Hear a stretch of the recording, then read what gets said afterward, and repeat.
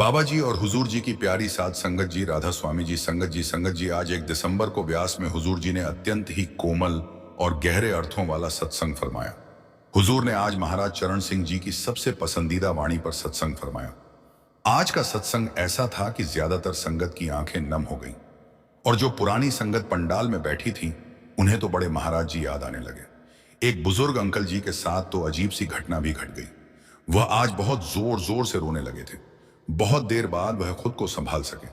सत्संग के बाद में उन्होंने बताया कि मुझे सामने स्टेज पर हुजूर जी के अंदर हुजूर महाराज जी के दर्शन हो रहे थे। आज संगत बाबा जी के दर्शनों की प्रतीक्षा में बैठी रही, लेकिन आज बाबा जी स्टेज पर पधारे नहीं। हुजूर जी तय समय यानी 11 बजे से 5 मिनट पहले स्टेज पर आ गए थे और हुजूर जी ने करीब 2 घंटा 8 मिनट तक ऐसा दिव्य सत्संग किया कि दिल भीतर तक भीग गया। आज उन्होंने तीसरे बादशाह की उस अमूल्य वाणी जगजीवन सांचा इकोदाता पर विचार साझा किए। यह वही वाणी है जिस पर पहले हजूर महाराज जी अनगिनत बार प्रकाश डालते रहे हैं। महाराज जी का इस वाणी के प्रति विशेष लगाव था, क्योंकि इसमें संत मत की नींव, उसका रस, उसका मूल सार, सब कुछ अत्यंत स्पष्ट रूप में समाया हुआ है। हुजूर जी ने आज के सत्संग की शुरुआत में समझाया कि इस वाणी का सबसे बड़ा प्रश्न यही है, सच्चा मालिक कौन है। दुर्भाग्य की बात यह है कि आज भी बहुत से लोग इसके वास्तविक अर्थ तक नहीं पहुंच पाए। दुनिया में जितने भी संत महापुरुष आए, सभी लगातार हमें यह समझाते रहते हैं कि इस प्रश्न का उत्तर बाहर ढूंढने से नहीं मिलेगा। जब तक इंसान अपनी वर्तमान अवस्था, अपने भीतर की हालत, अपनी सच्ची स्थिति को नहीं देखता, तब तक इस वाणी का मर्म पकड़ में ही नहीं आता। असल मालिक को, इस पूरी सृष्टि के रचयिता को पहचानने का रास्ता बाहर नहीं बल्कि मन की गहराई में उतरने से खुलता है। अपने भीतर झांकना ही इसका उपाय है और उसी में इस वाणी का रहस्य समाया है। संगत जी, आगे बढ़ने से पहले एक विनती है। आपके अपने YouTube चैनल जिसका नाम है सतगुरु ज्ञान मार्ग, उसके कमेंट बॉक्स में राधा स्वामी जरूर लिखिए। हुजूर जी ने कहा कि हम सब दूर दूर से सत्संग इसलिए सुनने आते हैं क्योंकि भीतर कहीं ना कहीं मालिक से मिलने की प्यास है। एक प्रेम है, लेकिन फिर भी कोई ना कोई ऐसी कमी रह जाती है जो हमें उस मालिक से दूर कर देती है। हुजूर जी ने बेहद सरल शब्दों में यह भी समझाया कि हमें अपने अंदर ऐसा प्रेम जगाना होगा जो केवल मोह या भावुकता तक सीमित ना रहे बल्कि पूर्ण समर्पण में बदल जाए। हुजूर बोले, असल फर्क कहां पड़ता है? फर्क यह है कि हम सुनते बहुत हैं, सोचते भी बहुत हैं, लेकिन उन बातों को अपने व्यवहार में उतारने के समय ढीले पड़ जाते हैं। सत्संग का ज्ञान तब तक अधूरा है जब तक वह हमारे जीवन में दिखाई ना दे। सुन लेना भर ही बहुत नहीं है, सुनकर अमल करना जरूरी है, वरना हम सिर्फ बातें ही करते रहते हैं और जिंदगी जैसी थी वैसी ही आगे भी चलती रहेगी, कभी बदलाव नहीं आएगा। हजूर जी ने आगे कहा कि सबसे मूल बात हमेशा याद रखनी चाहिए को चाहिए कि मालिक एक ही है। यह सत्य हर धर्म में, हर ग्रंथ में, हर युग में साक्षात रूप में लिखा गया है। किसी ने मालिक को राम कहा तो किसी ने अल्लाह। अलग अलग नामों से पुकारने का मतलब यह नहीं कि मालिक एक से ज्यादा है। वाणी में भी स्पष्ट कहा गया है, सबना ज्यादा एक दाता सो में बिसर ना जाए। अर्थात इस संसार में जितने भी प्राणी हैं, सबका पालन पोषण करने वाला एक ही दाता है और उस मालिक को कभी भूलना नहीं चाहिए। हुजूर जी ने बताया कि यही सत्य हर धर्म में दिखाई देता है। बाइबल में लिखा है, Lord our God the Lord is one. मुसलमान उसे रब उल आलमीन कहते हैं, यानी वह खुदा जो पूरी सृष्टि का पालनहार है। हिंदू उसे ब्रह्मा कहकर पुकारते हैं। नाम भले अलग हो पर इशारा उसी एक सत्ता की ओर है। हुजूर जी ने इसे एक बहुत सरल उदाहरण से समझाया। जैसे किसी परिवार में केवल एक ही मुखिया होता है, जैसे किसी देश को चलाने के लिए एक प्रधानमंत्री की जरूरत होती है, उसी तरह पूरे ब्रह्मांड को भी एक ही मालिक चला रहा है। वही है जो इस काया, इस प्रकृति और इस संसार का संचालन करता है। हुजूर जी ने आगे फरमाया कि इस धरती पर जो भी रूप दिखाई देता है, चाहे इंसान हो, पशु पक्षी हो या पेड़ पौधे, सब उसी एक सत्ता की रचना है। लेकिन इंसान ने अपने स्वार्थ, अपने अहंकार और मोह माया के चलते खुद ही दीवारें खड़ी कर ली। मालिक ने तो एक सी मिट्टी से इंसान बनाया था, पर इंसान ने खुद ही अपने आप को नामों, जातियों, समुदायों, धर्मों और असंख्य पहचानों में बांट लिया। हुजूर बोले, बचपन में हमें सिर्फ एक नाम दिया गया था। जैसे जैसे बड़े हुए, स्कूल और कॉलेज पहुंचे, उस नाम के साथ एक सरनेम जुड़ गया। फिर समाज में कदम रखा तो पेशा, पदवी और सामाजिक भेद सबने हमें अलग अलग खांचों में डाल दिया। इसी तरह हम दूसरों को भी किसी न किसी पहचान की नजर से देखने लगे। उन्होंने गहरी पीड़ा के साथ कहा कि जिस परम सत्ता का कोई आकार नहीं, कोई सीमा नहीं, उसे भी इंसान ने अपनी पनी सोच के अनुसार रूप दे डाले। कहीं उसे मूर्ति बना दिया गया, कहीं उसे केवल एक पुस्तक तक सीमित कर दिया गया, कहीं तस्वीर, कहीं अलग नाम दे दिया गया, कहीं अलग पहचान दे दी। कोई कहता है मेरा भगवान बड़ा है, तो कोई कहता है मेरा गॉड बड़ा है। जबकि सत्य तो यह है कि परमात्मा की असली हकीकत को किसी शब्द, किसी भाषा में पूरी तरह बस इतना है कि वह हमारी सूरत को भीतर की धुन की ओर मोड़ दे। इसीलिए संत जन कह गए शब्द गुरु सूरत धुन चेला, अर्थात हमें अपने भीतर विद्यमान उस शब्द, उस दिव्य कंपन की पहचान करनी है। हुजूर जी ने स्वामी जी महाराज की वाणी को याद कराते हुए कहा कि स्वामी जी जब कहते हैं गुरु मोहे अपना रूप दिखाओ, तो उनका संकेत किसी बाहरी देह, किसी आकृति या किसी चोले की तरफ नहीं था। उनका संकेत उस आंतरिक प्रकाश, उस अनुभूति की ओर था जो साधना के भीतर प्रकट होती है। लेकिन हमारी प्रवृत्ति उलट है।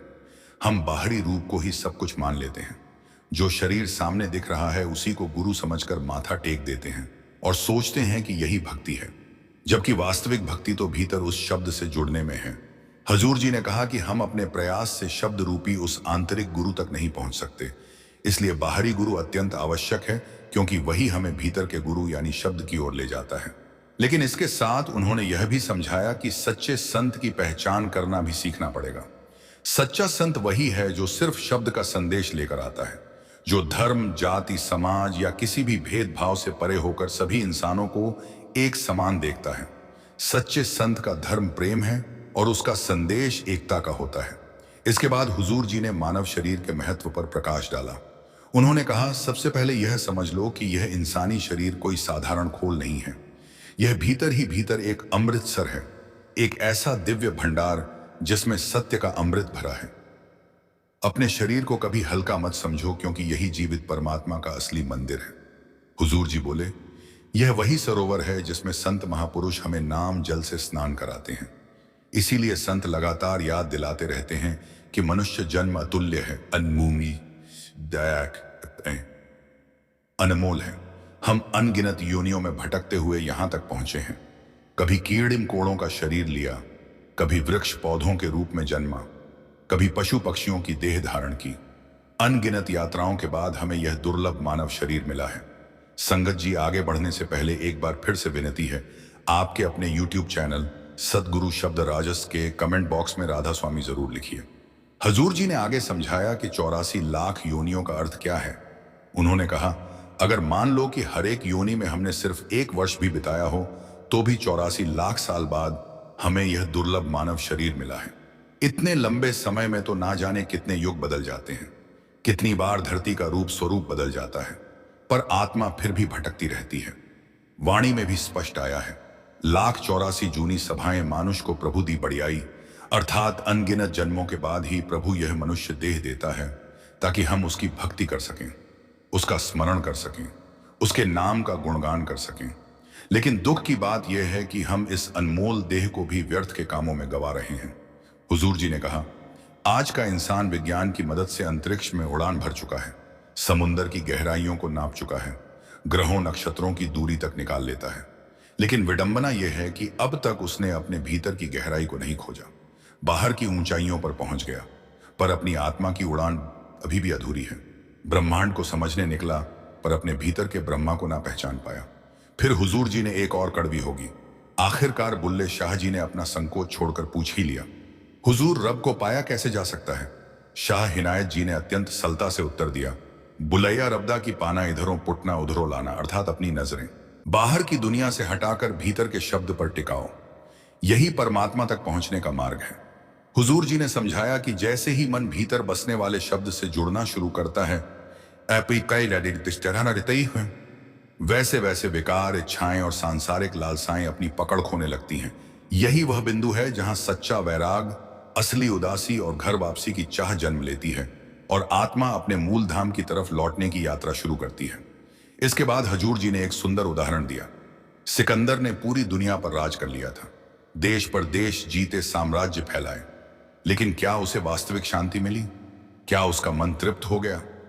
आज भी जिन लोगों के पास बेहिसाब संपत्ति है, अपार दौलत है, बपत है, उनसे पूछो क्या वे भीतर से शांत हैं? अंदर की बेचैनी तो वहीं की वही रहती है। हुजूर जी ने कहा, दुनिया के बड़े बड़े राष्ट्र जो सामर्थ्य, संसाधनों और ताकत में सबसे आगे हैं, वे भी सालों से युद्ध, भय और तनाव में फंसे हुए हैं। क्यों? क्योंकि उन्हें और जमीन चाहिए और ताकत चाहिए और मानसान चाहिए। इस चाह ने कभी किसी को संतुष्ट नहीं किया, उल्टा भीतर का सूखापन और बढ़ा दिया। हजूर जी ने कहा कि असली शांति तब आती है जब इंसान दुनियावी इच्छाओं से हटकर अपने भीतर लौटता है, बैरागी बनता है और शब्द के सहारे अपने सच्चे घर की यात्रा शुरू करता है। वहीं से वास्तविक सुख और प्रेम की शुरुआत होती है। फिर हुजूर जी ने बड़ी कोमलता से आत्मा की शुरुआत का रहस्य समझाया। आपके लिए जो चाहिए मंगवा दूं, और ऐसा क्या है वहां के लंगर में? आप आदेश करो, मैं आपके लिए अभी महंगे से महंगे होटल से खाना मंगवा देता हूं। सवित्रा देवी ने धीरे से मुस्कुराया। बेटा, ब्यास का लंगर जैसा भोजन तो दुनिया के महंगे से महंगे होटल भी नहीं बना सकते। बस तू इन बातों को छोड़ और इस बार मेरे साथ ब्यास चल।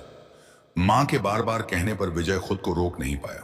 शनिवार की सुहानी सुबह विजय की चमकदार ब्यास के मार्ग पर दौड़ रही थी।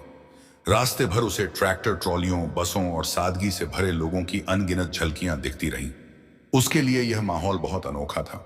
वह अपनी मुलायम लेदर सीट पर बैठा होने के बावजूद असहज महसूस कर रहा था, जैसे वह किसी दूसरी ही दुनिया में आ गया हो। डेरे के समीप पहुंचकर उसने देखा कि मानो इंसानों का समुंदर उमड़ आया हो। लाखों की भीड़, पर हैरानी की बात यह थी कि ना कहीं हंगामा, ना धक्का मुक्की।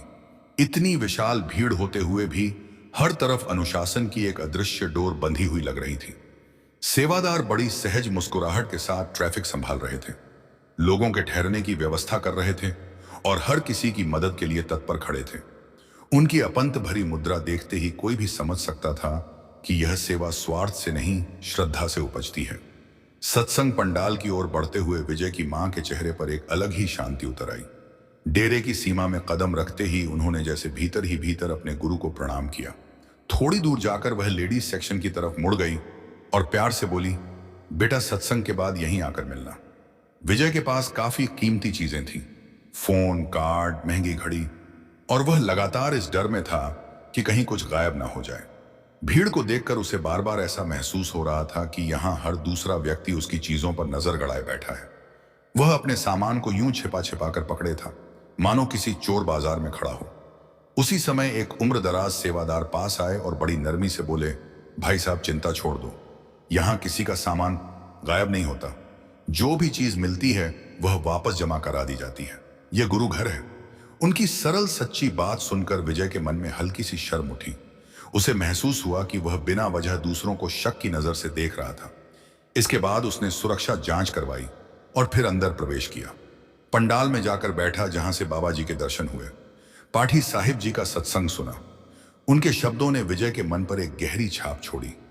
भीतर कुछ हिला भी, लेकिन अभी इतना नहीं कि उसके सोच विचार पूरी तरह बदल जाएं। जैसे बस एक हल्की सी दरार उसकी कठोरता में पड़ गई हो। सत्संग समाप्त होने पर वह लोगों के साथ लंगर भवन की तरफ बढ़ गया। लंगर हॉल की तरफ बढ़ते हुए विजय का मन धीरे धीरे भारी होने लगा। सामने हजारों लोग एक लंबी कतार की तरह पंक्तियों में बैठे दिखाई दे रहे थे। धर्म, जाति, भाषा, किसी भी भेद के बिना सब एक ही जमीन पर एक साथ बैठे लंगर खा रहे थे। विजय ने अपने महंगे सूट पर नजर डाली, फिर नीचे बिछी दरियों पर उसकी नजर गई तो उसे भीतर से हल्का सा घिन का एहसास आया।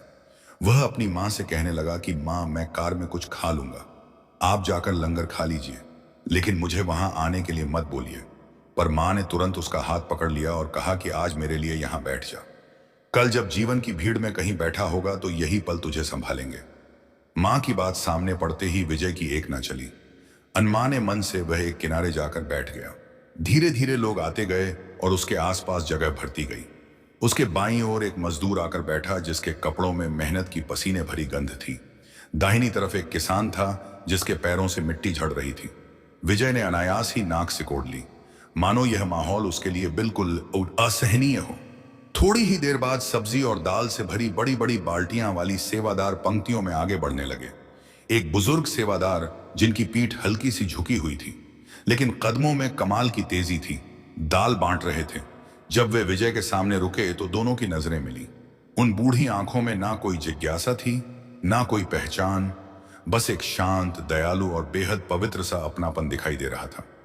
एक कोमल मुस्कान के साथ उन्होंने विजय की थाली में दाल भर दी। उस मुस्कान में ऐसा कुछ था कि विजय की अंदर तक जमी कठोरता पल भर को पिघल गई। फिर गरम गरम रोटियां लेकर दूसरे सेवादार आने लगे, हाथ में रोटियों का ढेर। चेहरा प्रेम से भरा हर व्यक्ति से आदरपूर्वक पूछते, और लेंगे बाबूजी? माताजी एक और दे दूं? उनकी विनम्रता ऐसी थी कि कोई भी ना नहीं कह पाता। विजय ने अन्न ने मन से पहला निवाला तोड़ा। वह दुनिया की सबसे आलीशान जगहों के खाने छक चुका था, लेकिन जैसे ही साधारण सी दाल और रोटी का टुकड़ा उसके मुंह में गया, वह भीतर तक हिल गया। यह स्वाद तो उसने कभी महसूस ही नहीं किया था। यह सिर्फ खाना नहीं था, इसमें मानो लाखों संगतों की दुआएं, हजारों सेवादारों की निस्वार्थ सेवा और अपार प्रेम खुला हुआ था। धीरे धीरे उसका मन बदलने लगा। वह खाते खाते अपने आसपास देखने लगा। वह मजदूर जो उसके पास बैठा था, अपनी थाली को ऐसे खा रहा था जैसे कोई त्योहार हो। दूसरी ओर बैठा किसान एक एक निवाले को प्रसाद मानकर सिर झुकाता जा रहा था। पास ही एक संपन्न परिवार था। महंगे कपड़े, ब्रांडेड जूते पहनकर वह परिवार बैठा था, लेकिन वे भी उसी सादगी और खुशी से भोजन ग्रहण कर रहे थे। यह देख विजय हैरान रह गया। ना किसी के चेहरे पर असंतोष, ना किसी की कोई शिकायत, ना कोई बड़प्पन, ना कोई छोटापन। सब एक ही धरातल पर, एक ही थाली में, एक ही भोजन को परम प्रसाद की तरह स्वीकार कर रहे थे। उस एक बार के लंगर ने विजय के अंदर के सारे अहंकार को निकाल दिया, और डेरे की उस एक विजिट ने विजय सिंह को भी एक समर्पित, सेवादार और सत्संगी बना दिया। संगत जी कैसे लंगर की रोटी इंसान को बदल सकती है, वीडियो में बता चुके हैं। सुबह सत्संग खत्म होने के बाद करीब 10 बजे बाबा जी आनंदपुर साहिब पहुंचे तो वहां छेना से करोड़ी वाले बाबा जी मौजूद थे। उन्होंने बाबा जी से विनती की, बाबा गुरिंदर सिंह ढिलो जी, थोड़ी देर बैठ जाइए, आपको एक और गुरुद्वारा साहिब दिखाना है। बाबा जी ने उनकी भावना का मान रखा और वहीं प्रतीक्षा की। फिर वे बाबा जी को एक और गुरुद्वारे में ले गए। फ्रंट फुट पर जो दिखा वह तो सबने देख लिया, लेकिन असली बात यह है कि बाबा जी आनंदपुर साहिब के उस स्थान पर भी गए जहां 10वें पाशाह जी ने सिख पंथ की स्थापना की थी। बाबा जी ने वहां सिर झुकाकर प्रणाम किया। संगत इतनी भारी संख्या में पहुंची हुई थी कि रश बेहिसाब था, क्योंकि जहां बाबा जी होते हैं वहां संगत अपने आप उमड़ आती है। करीब 3 से 4 घंटे बाबा जी वहां रुके। फिर बाबा जी सीधे हवाई मार्ग से दिल्ली पहुंचे। असल में कल का दिन बाबा जी का और भी एक महत्वपूर्ण कार्यक्रम तय था, लेकिन उसे थोड़ा सा बदलना पड़ा, क्योंकि दिल्ली सरकार ने लाल किले में श्री गुरु तेग बहादुर जी के 350वें शहीदी दिवस पर आयोजित समारोह में हजूर जी और बाबा जी दोनों को विशेष रूप से आमंत्रित किया था। अब बात यह कि हजूर जी आनंदपुर साहिब क्यों नहीं पहुंचे, इसका कारण भी सुनिए। कल शाम 4 बजे दिल्ली के भाटी क्षेत्र में जो सेवक नियमित सेवा करते हैं उनकी प्रसाद की व्यवस्था थी, और वहां हजूर जी को स्वयं प्रसाद वितरित करना था। आप जानते हैं, हजूर जी हो, बाबा जी हो या बड़े महाराज जी, सभी बादशाह और सेवकों को अपने हाथों से प्रसाद देती आई हैं। इसलिए हजूर जी वहीं रुके और उन्होंने प्रसाद बांटा। साथ ही उन्होंने 1 घंटे का सत्संग भी फरमाया। कल शाम को दिल्ली सरकार की ओर से लाल किला परिसर में श्री गुरु तेग बहादुर जी, उन्होंने कहा कि जब आत्मा पहली बार इस सृष्टि में उतरी थी, वह परमात्मा के ही अंश के रूप में आई थी। उस अवस्था में उसमें पूर्ण आनंद था, न कोई कमी, न कोई दुख, न कोई चाहत। लेकिन जैसे ही उसने माया की तरफ ध्यान लगाया, बाहरी आकर्षणों का जाल उस पर छा गया, और धीरे धीरे वह उसी परम स्रोत को भूल बैठी समझकर रखो। किसी भी पूजा अनुष्ठान या हवन में कूदने से पहले विवेक जरूरी है। जब इंसान सही मार्ग पर चलना शुरू करता है तो उसके मन के सभी प्रश्नों के उत्तर धीरे धीरे उसी राह में प्रकट होते जाते हैं। आखिर में हुजूर जी ने समझाया कि हमें दिन का 10वां हिस्सा मालिक के लिए जरूर निकालना है। अगर हम सिर्फ यह 10वां हिस्सा भी ना निकाल पाए तो फिर जैसे हम यहाँ आए थे एक दिन, वैसे ही यहाँ से चले जाएंगे और हमारा आना जाना कभी खत्म नहीं होगा। संगत जी, इसके बाद हुजूर ने सत्संग समाप्त कर दिया और अगले हफ्ते डेरे में होने वाले सत्संग की अनाउंसमेंट हुई। संगत जी, आपसे हाथ जोड़कर एक बार फिर से विनती है कि आपके अपने YouTube चैनल पर कमेंट जरूर कीजिए, अपने भाव लिखिए और इस चैनल को सब्सक्राइब कर